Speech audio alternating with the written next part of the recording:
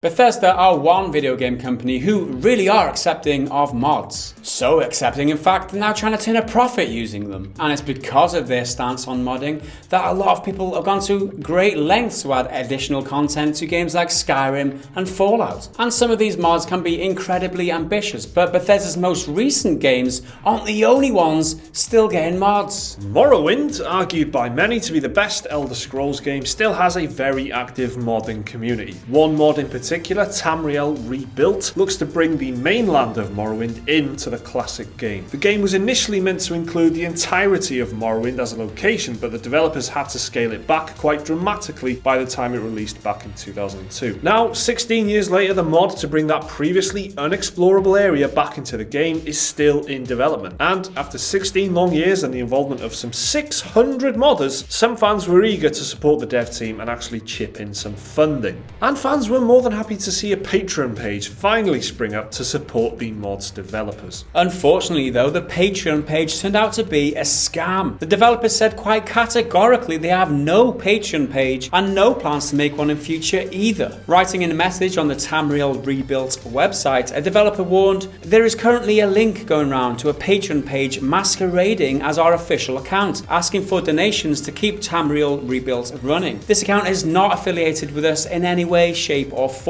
We do not have, nor do we plan to have, a Patreon account at all." Patreon moved quickly when this was pointed out, and it's already taken down the page for violating its terms of service. People trying to scam the modding community. This is very scummy indeed, if you ask me. There's people trying to make content for free. They're not charging for this on the store, are they? So people donating their time, their real life hours, putting work into this game for other people's pleasure and getting scammed. People using that as a method of scamming people. It defies belief. One thing about this is that it's quite unclear whether or not they actually did get any money, but I mean the fact remains they did try, and they might well have gotten some of these people's money just by being a complete flat out lying turd and going around these people's communities, going around the forums and actually asking people, going, "Hey, look, can you help us support the mod because we really need to keep it going." They were actively trying to promote and share this Patreon page in order to get more people donating to it. So it is incredibly scummy, and I'm quite surprised to be honest that this hasn't happened more often, because it seems like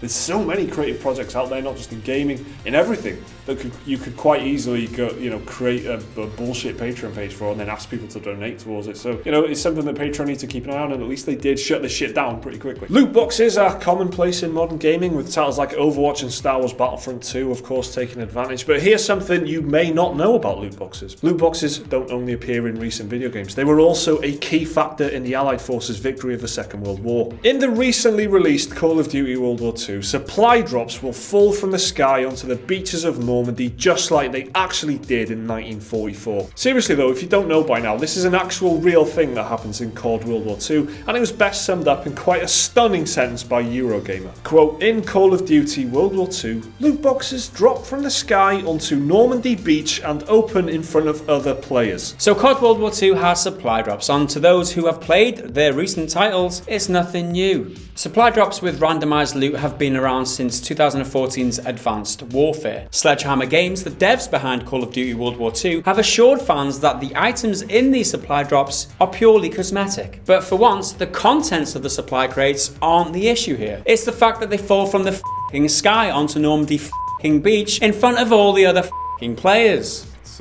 yet another beautifully outlandish thing that's happened in AAA gaming this year. This year's been full of this shit, and yet again it's been topped by Activision's decision, and it was Activision, this can't have been Sledgehammer, I'm sure developers wouldn't come up with this bollocks, to drop loot crates onto the beaches of Normandy. And they thought that was a good idea. They thought that was something that they could A, get away with, and B, something that would work well and make money for them. I can't believe this has actually happened. It's absolutely, every single week they're doing it. They're blowing my mind. They're like, how much worse can it get? It's funny, isn't it? Because a lot of their rhetoric before, when they were publicising the games, like Sledgehammer on stage at the announcement and all that, and the live stream that they did, they were saying, one of the main things they were saying was how realistic this game is. So authentic. It's so realistic. It's just so real. It's almost like being in World War II was the thing that was said. It's just almost like the exact same thing. This blows my mind. This is completely ridiculous. It's completely. I mean, how how de-immersing do you need? It's like, the way that they appear on screen though, the loot crate drops. And like, all right, it drops, loot crates kind of might have happened. We don't know, I probably didn't, let's be honest. But then, like, the cards just come up like I don't know, it's a graphic of them popping up. And this all takes place in the hub world where everyone else is sat around. On the beaches of Normandy. On the beach of Normandy. And elsewhere in the news this week, Noire, the 2011 detective action-adventure game from Rockstar, is getting a re-release on PS4, Xbox One and the Nintendo Switch this month. And in the run-up to the game's release, Rockstar revealed the file size of the port, and Switch owners aren't happy with what they've been told. The download version of the game will be a whopping 29 gig, which means anyone hoping to ditch the cartridge will need to get themselves a micro SD card to expand the Switch's memory. The game is too big. It won't fit on the Switch as standard. The Switch's internal memory only weighs in at 32 gig, and when you account for the 6.2 gig the system uses, that simply isn't enough space for LA Noire. But what about those who are planning on picking up the physical version? Well, they're not safe either. An additional 14 gigabyte download will be required for anyone who wants to play the game using the cartridge. You might ask, what the is the point buying a cartridge when you've got a download 14 gigabytes of extra content afterwards? What's that? I mean, that makes the cartridge itself only contain 15 or 16 gigabytes. The fact that you can't buy the game from a shop off a shelf, stick the cartridge in the console and play it straight away, because half the content isn't even on the cartridge because it's not big enough, is ridiculous. What the are they thinking? This is ridiculous. I've been saying a lot of nice things about Nintendo recently, but this just makes me, I don't even want to buy this game anymore. This is the one I was looking forward to, Mike. I'm not going to buy it now, am I? It's my fault, man. Jesus.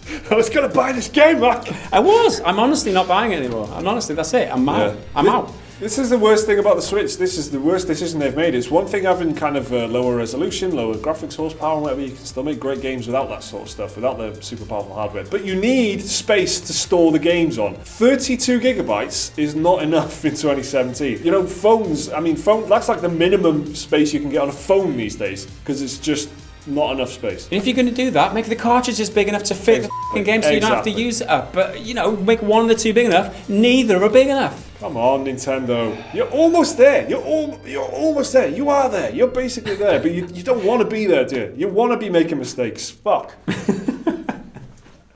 Also in the news, American video game bricks and mortar retailer Gamestop is adding a new subscription-based service to encourage people to choose physical games over digital ones. Being a bricks and mortar company, Gamestop clearly doesn't get much value from games going digital, and it still needs gamers to buy physical copies. So this new initiative is a strategy to bring people back into the games stores. The new Power Pass, as it's called, is a program that will let players rent as many pre-owned games as they want for 6 months for $60. So that's everything from the latest AAA releases to indie titles and everything in between for $10 a month. At the end of this period, you can choose whichever game you want to keep forever. The program won't roll out in America until mid-November. I think this is a really decent business strategy as far as I'm concerned. I remember when I was a kid, there was a shop called Choices, like a Blockbuster version of a game store where you could go in, I think it's £3.50 that you could rent a game for. Other games stores did it as well, I'm pretty sure. You can rent a game for like 2 or 3 nights for £3.50, and I use that service all the time. I think it's a great way to like try all different games.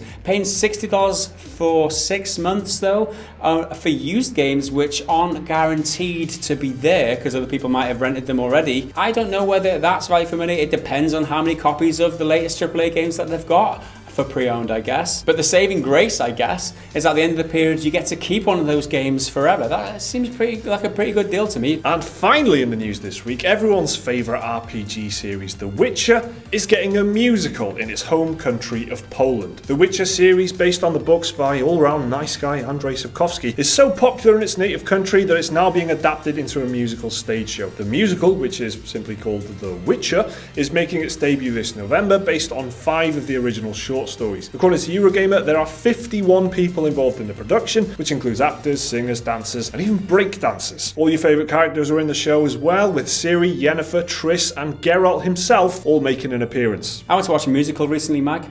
The family roped me along to watch... What was it called? Obviously, it left an impression. My family roped me along, like against my will, I might add, to watch Legally Blonde with them. And Fun enough, I didn't have such a bad time. It was actually quite good. I was surprised how much I enjoyed it. You know, in return for that, I wouldn't mind dragging my young kids and my wife along to watch Poland. To Poland to watch The Witcher. That'd be cool. Wow. I mean, are you sure you enjoyed Legally Blonde? Because it sounds like you didn't. I mean, you know, tit for tat. You know, what I mean, if they're gonna be subjecting me to that, then it seems only fair that they can. That they go to Eastern Europe. But seriously though, this is if there's something in our country. If this was in real. If it was in real, I'd go. If it was in real, I would go. Musical or not. So that's everything that caught our eye in the news this week. What caught your eye? Let us know down in the comments below. Like the video if you've enjoyed it. Subscribe if you're new around here. There's another video to watch there on your screen. Support us on Patreon if you're awesome. We'll see you again in the next one. Bye for now.